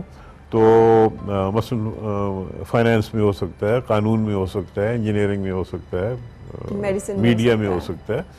तो मकसद ये था कि हमारी पार्लियामेंट में उस बैकग्राउंड से लोग भी हैं जो ज़्यादा यानी तालीम याफ्ता हों, किसी फील्ड में एक्सपर्ट हों, ताकि वो कौमी जो पॉलिसीज़ में अपना शिरकत कर सकें, कंट्रीब्यूशन कर सकें। और उसकी ज़रूरत शायद इसलिए पेश आई कि आम हालात में ये लोग इलेक्शन नहीं लड़ नहीं सकते, या उनके पास वसाइल नहीं होते, या उनके पास वक्त नहीं होता। और अगर इसको छोड़ भी दिया जाए सर, तो ये जो टेक्नोक्रेट्स हैं, अगर हम दुनिया के बेहतरीन ममालिक को भी देख लें तो वहाँ पे मुशावरती जो एक सिलसिला है मशीरों का, तमाम कोई हार्वर्ड का प्रोफेसर है, कोई किसी जगह पे पढ़ा रहा है, कोई और वो अपनी अपनी फील्ड्स एंड डोमेन्स के बहुत नामवर लोग हैं जो कि फिर पॉलिसी मेकिंग में, पॉलिसी साजी में मशावरत कर रहे होते हैं, नेशनल सिक्योरिटी के ऊपर गाइडेंस दे रहे होते हैं। हम अपने मुल्क में देखें तो हमें ऐसा कुछ नज़र नहीं आता। आपके ख्याल में ये एक बहुत बड़ा फुकदान नहीं है जहाँ पर हमारे यहाँ ये नज़र नहीं आता हमें कि who is doing what and why? जी, ये आपने सही कहा जी कि जो ज़्यादा डेवलप्ड डेमोक्रेसी है, मसलन अमेरिका में है, तो वहाँ पे मुख्तलिफ शोबों में थिंक टैंक्स बने हुए हैं जी। और हुकूमत और पार्लियामेंट यानी कांग्रेस उससे अफादा करती है। उनके जो रिसर्च पेपर्स होते हैं, उनकी जो सोच होती है, वो इन तक पहुंचती रहती है और उससे वो देखते रहते हैं और अपने कौमी मकासद को सामने रखते हुए उनकी सोच को अपनाते हैं। तो यहाँ पे चूंकि इतनी डेवलप नहीं है, थिंक टैंक्स इतने डेवलप नहीं थे, और पार्लियामेंट जो थी उसमें जो वही रवायती एक तरीका था, तो सोच ये हुई कि हमें एक्सपर्ट्स लाने के लिए ये एक तरीका अपनाया जाए, और इस तरीके के तहत उलेमा भी पार्लियामेंट में आए, टेक्नोक्रेट्स भी आए, और फिर उन्होंने कंट्रीब्यूट भी किया। ये दौर आपके ख्याल में कब तक आ जाएगा जब पीएचडी स्कॉलर्स और पढ़े लिखे लोग और प्रोफेसर्स और वो लोग जो कि चाइना के ऊपर फर्ज किया किसी की कमांड है, किसी के ऊपर अफगानिस्तान की कमांड है, किसी की कमांड जो है वो यूएई के ऊपर है या किसी की रशिया के ऊपर है, वो लोग हमारी फॉरेन पॉलिसीज़ को और इन चीज़ों के ऊपर डायरेक्ट कर रहे हों और वो उसके ऊपर फैसले और पॉलिसी मेकिंग में और चीज़ों के ऊपर इन्फ्लुएंस कर सकें? ये जी आहिस्ता आहिस्ता होता है।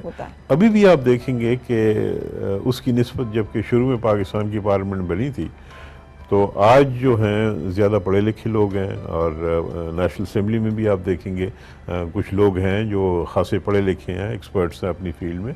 तो आहिस्ता आहिस्ता जब तालीम भी बढ़ेगी पाकिस्तान में और लोगों में शऊर भी आएगा कि किस किस्म के लोगों को हमने पार्लियामेंट में भेजना है, तो ये चीज़ एक आहिस्ता आहिस्ता इवॉल्व होती है। ठीक, एज चेयरमैन सेनेट कोई मसला आता था आपको वहाँ पे होने वाली डिस्कशंस में? चूँकि आपने बताया आप खुद बहुत अच्छे डिबेटर थे और आप गुफ्तगू करते थे, बातचीत, तो आपने देखा कि क्या मसाइल थे जो आपने ऑब्जर्व किए वहाँ जी पे, सेनेट के जिसकी वजह से वो बारे इतना प्रोडक्टिव नहीं कभी हमें लगा? जी सेनेट जो है उसके जो अगर आप देखें कि फंक्शंस क्या हैं, तो सेनेट में पहली चीज़ तो ये है कि जितने भी कवानीन हैं पाकिस्तान के जो असेंबली से पास होता है वो सेनेट में भी आता है। तो सेनेट इस लिहाज से एक रिव्यू चेंबर आप कह लें कि उस पर दोबारा नजरसानी की जाती है, देखा जाता है, परखा जाता है। लेकिन वो गैर सियासी होनी चाहिए और बदकिस्मती से वो गैर सियासी नहीं है। गैर सियासी जो भी इलेक्टेड हाउस होगा जी, चाहे वो डायरेक्टली इलेक्टेड है या इनडायरेक्टली इलेक्टेड है, तो उसको गैर सियासी तो नामुमकिन है कहना कि गैर सियासी हो जाए।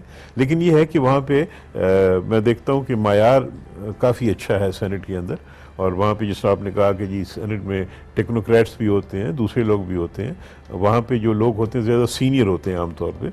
तो एक तो ये रिव्यू हो जाता है कि ये तमाम चीज़ों को दोबारा देखा जाता है, और सेनेट की तश्कील ज़रा मुख्तलिफ है, और सेनेट में जो सूबे हैं उनकी यकसा नुमाइंदगी होती है। मसलन बलूचिस्तान की नुमाइंदगी बहुत कम है कौमी असम्बली में, लेकिन सेनेट में बलूचिस्तान और पंजाब की नुमाइंदगी बराबर होगी, तो छोटों सूबों की आवाज़ ज़्यादा मजबूत होती है सेनेट में। तो उस नज़रिए से भी, सूबों के नज़रिए से भी वहाँ पे उनकी आवाज़ मजबूत होती है, वो अपनी कंट्रीब्यूशन करते हैं जो कानून साजी होती है। तो एज चेयरमैन सेनेट कोई खास मसला जो आपको दरपेश रहा? चेयरमैन सेनेट का काम तो ये होता है जी कि हाउस को एक ऑर्डरली तरीके से और जो रूल्स हैं उसके मुताबिक चलाना। तो मुश्किलात भी आती हैं, यानी जिस सियासी माहौल भी होता है, सियासी लड़ाई भी होती है, डिबेट्स भी बड़े सख्त हो जाते हैं, कई दफ़ा मेंबरान की कोशिश होती है कि रूल से हट के बात की जाए।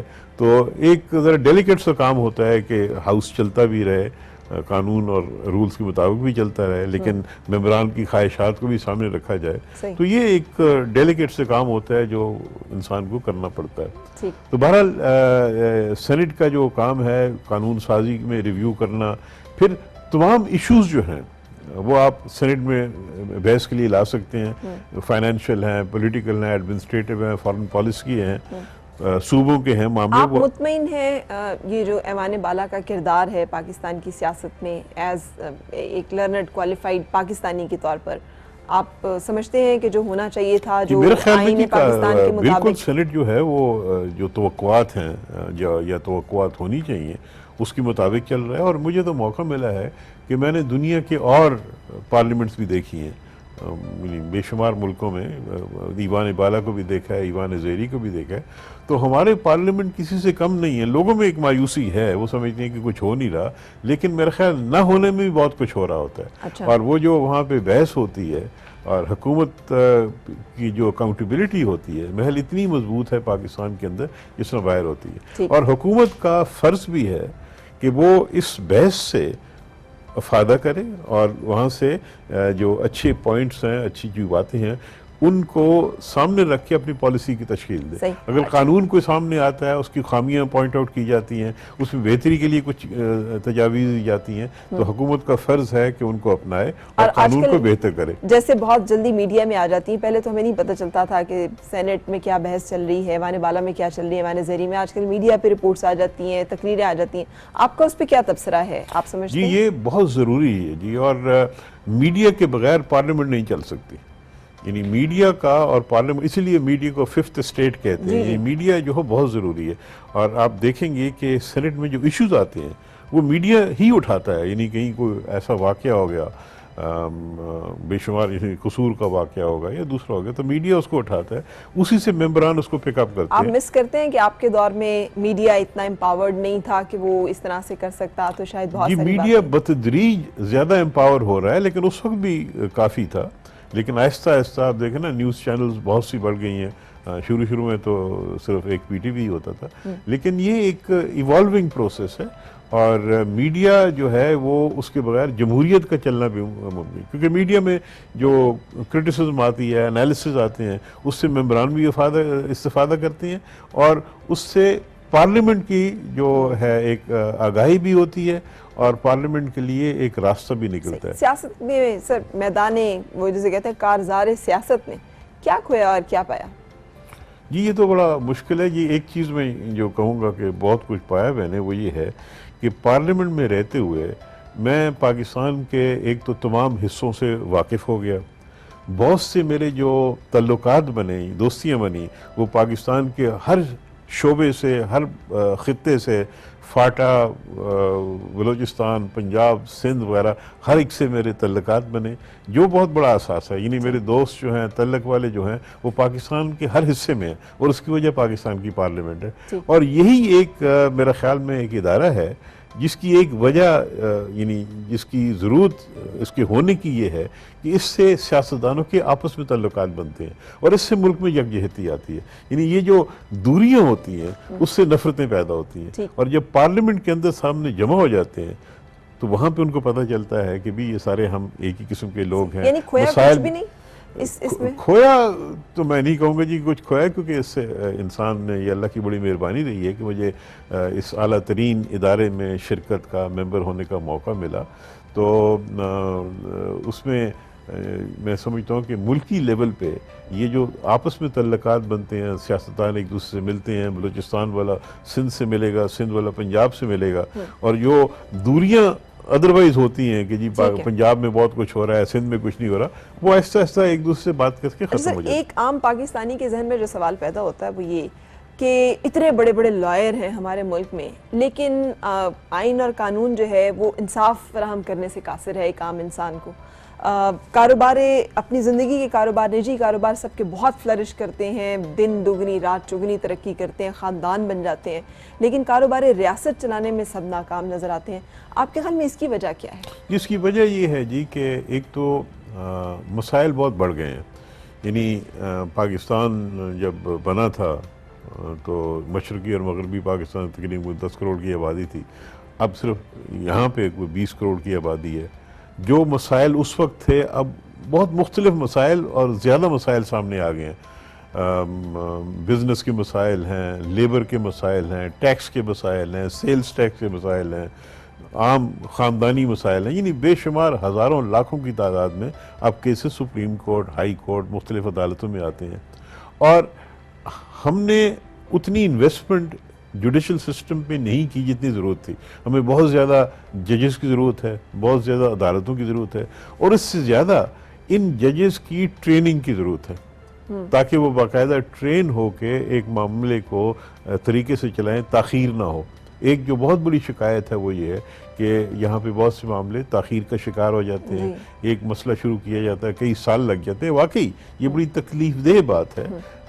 इसमें फैमिली के मसाइल भी हैं, जायदाद के मसाइल हैं, लोगों के घरों के मसाइल होते हैं, बहुत वक्त लग जाता है, और उस पर ख़र्च भी बहुत होता है। तो ये वाकई एक बड़ा मसला है। इस पर और सवाल का दूसरा हिस्सा था वो ये कि हम देखते हैं कि अगर फ़र्ज़ किया मैं अपना कारोबार बहुत अच्छी तरह से चलाऊँ, लेकिन अपने इदारे का जो कारोबार है वो ना चला सकूं, यानी अपने कारोबार तो हम सारे कर लें लेकिन कारोबार रियासत ना कर सकें, वो आपके ख्याल में इसकी क्या वजूहात होती हैं? जी यानी एक तो ये है कि जो भी सियासत में आए या कारोबार रियासत में आए उसको यही समझना चाहिए कि ये मेरी जिम्मेदारी मैंने इसी तरह निभाऊं जिस तरह कि मेरी अपनी ज़ात की कोई चीज़ होती है।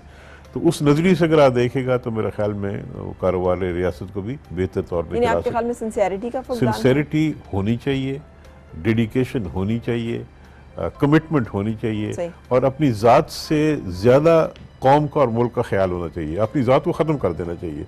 अगर अपनी ज़ात के बारे में आप सोचते रहेंगे तो फिर वो खिदमत या वो तवक्कुआत या वो जो करना चाहिए एक सियासतदान को वो नहीं कर सकेगा। आपने ये जो भी डिफाइन किया, इस लीडरशिप क्राइटेरिया पे आप किसको समझते हैं कि वो है, किसको पसंद मेरे ख्याल करते में हैं जी आप किसी ऐसे? का नाम लेना तो मुनासिब नहीं होगा, लेकिन कोई भी शख्स पहली चीज़ तो ये है कि वो सियासत में आए तो अपनी ज़ात को ख़त्म कर दे, यानी उसको कौमी मफाद देखना चाहिए। अगर उसके कौमी मफाद को सामने रखते हुए उसकी ज़ात को नुकसान पहुँचता है या उसके रिश्तेदार को नुकसान पहुँचता है अभी तो के उसको छोड़ दें, अभी के लोगों में से अगर आप नहीं बताते तो पुरानी जो सियासी मसलन मेरा जब मैं शख्सियात वज़ीर बना था तो उस वक्त मोहम्मद खान जुनेजो साहब वज़ीर आज़म थे, तो मेरे ख्याल में वो एक बेहतरीन दौर था। बहुत एक समझदार शख्स थे, ग्रास रूट से ऊपर आए थे, बेहद ईमानदार थे, जी।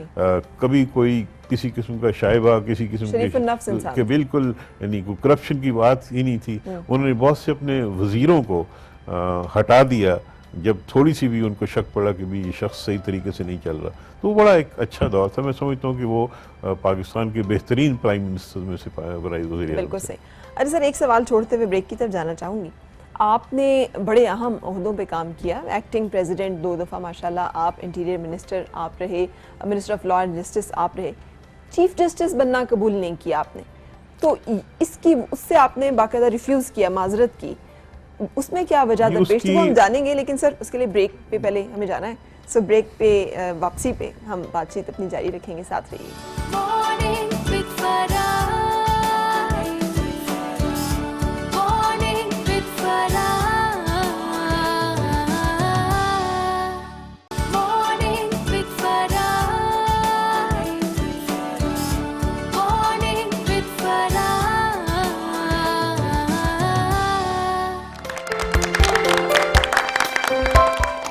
खुश आमदीद और सुबह बखैर। वसीम सज्जाद साहब आज हमारे मेहमान हैं, उनसे गपशप और मुलाकात आप देख रहे हैं। सर, मैंने सवाल किया था, आप माशाल्लाह आपने बहुत सारे अहम ओहदे जो हैं कबूल किए, उन पे सर्व किया, चीफ जस्टिस बनना कबूल नहीं किया, उसकी कोई ख़ास वजह रही? जी, एक तो ये है जी कि ये एक बहुत बड़ी इज़्ज़त है, बहुत बड़ा इंसान का जो वकील होता है उसके लिए एक मेराज होता है कि वो इस मुकाम पे पहुँचे। तो एक वक्त आया था जब इस किस्म की बात हुई थी, तो 2-3 वजूहात थी जी जिसकी वजह से मैंने अपने आप को इसके अहल नहीं समझा। एक तो ये था कि मुझे वकालत का शौक़ है और जब आदमी इस किस्म का ओहदा संभाल ले तो फिर वकालत नहीं कर सकता, तो इसका मतलब ये होता है कि वकालत का करियर ख़त्म हो जाता है। यानी मेरा शुरू से बचपन से तालिब इल्मी के ज़माने से और एक ख़ानदानी रवायत भी है, मुझे वकालत में काफ़ी दिलचस्पी है और ये शौक़ रहा है। दूसरी वजह ये थी जी कि ये हमारी रवायत से हट के होता और कानून में रवायत का भी उतनी ही इम्पोर्टेंस होती है जितने कि कानून की होती है। तो ये मेरे ख्याल में ना जजेस को में पसंद की जाती ये बात, ना वकला में पसंद की जाती, और शायद मैं ख़ुद भी इस किस्म के मनसब पे इन हालात में आना शायद अनकंफर्टेबल होता। तो ये तमाम वजूहात थी जिसकी वजह से मैंने सोचा कि मैं शायद अहल नहीं हूँ और मैंने उससे माज़रत की थी। सही। जुडिशरी की एक बहुत बड़ी तहरीक चली, फिर आपका उसमें क्या आपकी सोच रही? जी, मैं बराह रास्त उसमें मैं नहीं था क्योंकि मैं वकालत में ही रहा और जो एक वकालत की सियासत होती उसमें मैं ज़्यादा इन्वॉल्व नहीं रहा जी, तो यानी उसमें बराह रास्त मेरा कोई इन्वॉल्वमेंट नहीं रही। वैसे वकालत की सियासत भी बहुत दिलचस्प होती है और आजकल तो बहुत ही ज़्यादा दिलचस्प जी हाँ। होगी हुई है। अच्छा, मैं अब कुछ चीज़ें जो कि आपसे, आप इतने ही संजीदा मिजाज हमेशा से हैं जितने कि आप अभी हमें दिख रहे हैं, लग रहे हैं, या इतने ही मोहतात तर्ज अमल के मालिक रहे ज़िंदगी में? कभी कोई जैसे कहते हैं ख़ताएँ या नादानियाँ या बेवकूफ़ियों का दौर? जी देखें जी, कोई मनसब या जिम्मेदारियाँ ही ऐसी पड़ गई थी यानी बचपन में ज़रूर कोई ना कोई ख़ताएँ भी होंगी, शरारतें भी होती होंगी, लेकिन जब प्रैक्टिकल ज़िंदगी में आदमी आ जाता है तो वकालत में आया तो एक स्ट्रगल होता है, इंसान को अपना मुकाम बनाना होता है, मेहनत करनी होती है। उसके बाद मनसब भी ऐसे आए, मसलन चेयरमैन सेनेट का मनसब भी ऐसा है कि इंसान को संजीदा रहना पड़ता है, एक बैलेंस रखना पड़ता है।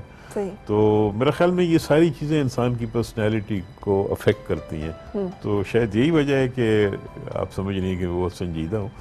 वक्त के साथ साथ आप संजीदा होते चले जी गए। हाँ। अच्छा, किस तरह से आप अपनी कामयाबी को लेते हैं, इसके बारे में आप? मेरे ख्याल में जी कामयाबी अल्लाह का शुक्र है कि अगर कामयाबी आप इसी को कहें कि बहुत से मनसब संभाले हैं सियासत में और वकालत में भी अल्लाह ने एक मुकाम दिया है, तो बुनियादी तौर पे यही है जी कि जो भी काम करे इंसान मेहनत से और कमिटमेंट से करे। किसी की कंट्रीब्यूशन जो आप समझते हैं किसी का खास किरदार रहा हो आपकी कंट्रीब्यूशन जी दो बहुत अहम कंट्रीब्यूशन, एक तो वालिदैन की होती है जी, जो आपको इनकरेज करते हैं और गो उन्होंने मुझे फोर्स नहीं किया लेकिन इनकरेज किया, यानी उन्होंने ये नहीं कहा कि ज़रूर आपने यहाँ पे जाना है, लेकिन इनकरेज ज़रूर किया कि भी हाँ अगर आपको शौक़ है वकालत का तो आप करें, और हर किस्म की सहूलत फराम की। सही। दूसरी असातिज़ा की होती है, और ये खुशकिस्मती होती है। वालिदैन तो आपको अल्लाह ताला की तरफ से मिलते हैं, लेकिन असातिज़ा अच्छे मिल जाने ये खुशकिस्मती होती है। अच्छा सर, मैं समझ रही थी कि दूसरा जो है शरीक हयात का जिक्र होगा। जी, शरीक हयात तो फिर बात की तीसरे नंबर पे आएगी। तो वो भी अल्लाह ताला की एक नेमत होती है जी कि सही शरीक हयात मिल जाए जो आपको इनकरेज करे, आपके साथ चले। लेकिन मैं असातिज़ा का जिक्र कर रहा था जी कि असातिज़ा आपको मोटिवेट करते हैं और असातिज़ा आपको इंस्पायर भी करते हैं और असातिज़ा आपको एम्बिशंस भी आप में क्रिएट करते हैं। सही। तो ये चीज़ें जो थी अल्लाह ताला ने दी। एक अच्छा स्कूल में जाने का मुझे मौका मिला, बर्न हॉल जिंदगी में स्कूल सर कभी आप नाकाम हुए? नाकामी का जायका जी होती है जी, कई इंसान ज़िंदगी में नाकामियाँ भी होती हैं, यानी ज़ाती ज़िंदगी में भी नाकामी होती हैं, वकालत में भी नाकामी होती है। अगर आप कामयाब नहीं होती तो नाकामियाँ हैं। पर्सनल ज़िंदगी में भी नाकामी होती हैं, सियासी ज़िंदगी में भी कई दफ़ा आप कुछ चीज़ें चाहते हैं वो नहीं मिलती, नाकामियाँ वो तो होती हैं, और ये एक ज़िंदगी का हिस्सा है। और मेरे ख्याल में नाकामियों से सीख के इनकरेज होके आगे चलना चाहिए। नाकामियों को अपनी ज़िंदगी के ओढ़ नहीं लेना चाहिए, यानी ये नहीं कि नाकामी होगी तो आप, लेकिन मेरे ख्याल में नाकामी भी एक कामयाबी की तरफ आपको लेके जाती है, सीखती है, पुश करती है। बिल्कुल सही। कुछ सवाल सर जरा तेजी से आपसे पूछूंगी, उनका जरा मुख्तसर जवाब। काली शेरवानी या काला कोट? काला कोट जी। देसी खाना या विलायती खाना? देसी खाना। केस जीतना मुश्किल है या दिल जीतना? केस जीतना बहुत मुश्किल होता है जी। सो दिल जीतना आसान है? जी, दिल जीतना कदरे आसान होता है जी, केस जीतना बहुत मुश्किल होता है। वहाँ पे जज बैठे होते हैं, अपोजिट वकला बैठे होते हैं। दिल जीतने में तो शायद अपोजिट कोई बैठा होगा, लेकिन जज शायद नहीं बैठे होते। सही। मेरा ख्याल है सर आपने कभी दिल जीतने की कोशिश नहीं की इसलिए आप इसके बारे में हो। अच्छा, अपनी अचीवमेंट्स, 3 चीज़ें जिन्हें आप समझते हैं कि ये मेरी ज़िंदगी की सरमाया है, असासा है, मता है, वो क्या चीज़ें होंगी? Most valuable things of your life. It's very difficult to say जी। वैल्यूएबल मेरे ख्याल में यह है कि इंसान में एक एहसास होना कि जी मैंने अपनी कोशिश की है पूरी, जो भी काम किया है दयानतदारी से किया है, कोई गिल्ट फीलिंग ना होनी, एक फैमिली को इकट्ठे रखना, फैमिली के अंदर एक माहौल अच्छा होना, और सियासत में और वकालत में जो वक्त गुजरा है, शुक्र अल्लाह का, I am quite comfortable, quite happy with that. बिल्कुल सही। It's wonderful having you. बहुत अच्छा लगा आपसे मिलना, आप तशरीफ लाए, अपने वक्त निकाला, उसके लिए आपका बहुत शुक्रिया। थैंक यू जी, बहुत थैंक यू सो मच। आप लोग साथ रहे उसके लिए बहुत शुक्रिया। Thank you so much. आपके भी साथ रहने का इसी दुआ के साथ आपकी हर सुबह खुशगवार हो और हर खुशगवार सुबह का अंजाम बखैर हो। मुलाकात होगी इंशाल्लाह आपसे कल फिर। रखिएगा अपना ख्याल और दीजिए मुझे इजाज़त। अल्लाह हाफिज़।